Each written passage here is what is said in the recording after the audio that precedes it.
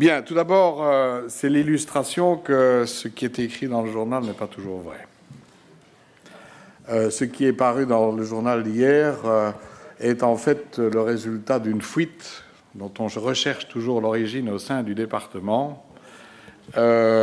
Plusieurs sources sont possibles, on identifiera bien d'où elle vient à un certain moment. Et je voudrais effectivement remercier les deux interpellants pour leurs questions qui auraient pu être posées effectivement dans le cadre de la gestion des infrastructures en général, et je reviendrai là-dessus, notamment pour Mme Maison et pour d'autres qui se demandent ce qu'on fait pour les bâtiments scolaires. Je donnerai quelques précisions en plus en détail tout à l'heure.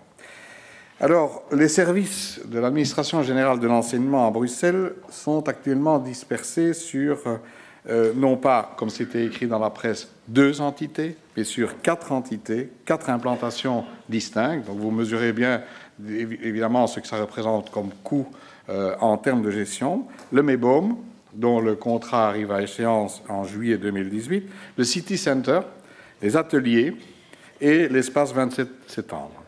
Ensuite, si le terme du bail du City Center est bien prévu au plus tard dans 7 ans, ces locaux resteront évidemment occupés jusqu'à ce terme, sauf si la région de Bruxelles parvient à un certain moment à se mettre d'accord sur les espaces à occuper, parce que jusqu'il y a un certain temps, la région de Bruxelles voulait nous avoir dehors pour prendre les espaces que nous occupions. Puis ils ont changé d'avis. C'est indépendant de ma volonté. Donc nous sommes là pour l'instant.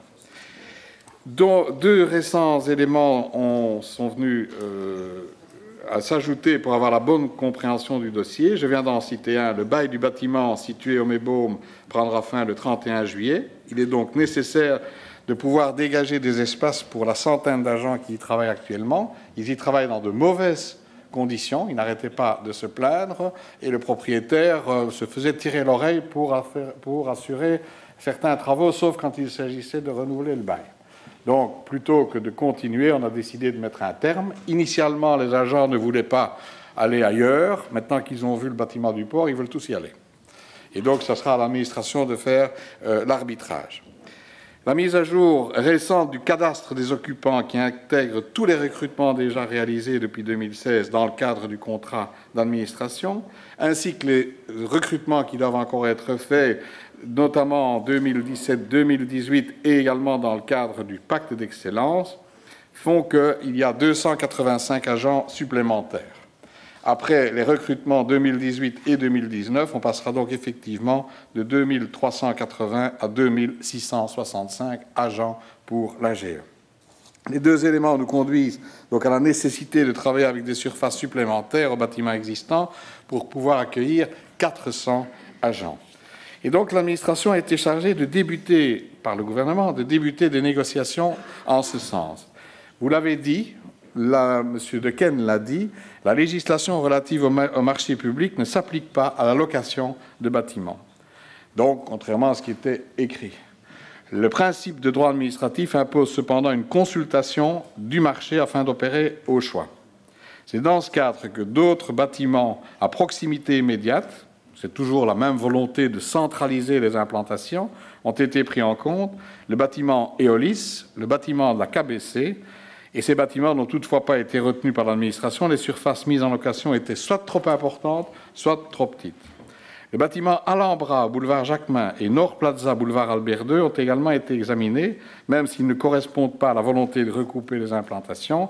Et ces bâtiments présentent des conditions financières supérieures à celles du port, puisque, par exemple, pour le bâtiment Alhambra, on est à plus de 200 € le mètre carré par an. Concernant le prix de la location, le bâtiment du port, le loyer mentionné est de 138 € an par mètre carré. Pour le bâtiment de l'avenue du port numéro 16, ça correspond au prix demandé sur le marché. Et il est même relativement intéressant compte tenu des investissements que le propriétaire va également réaliser à ses frais.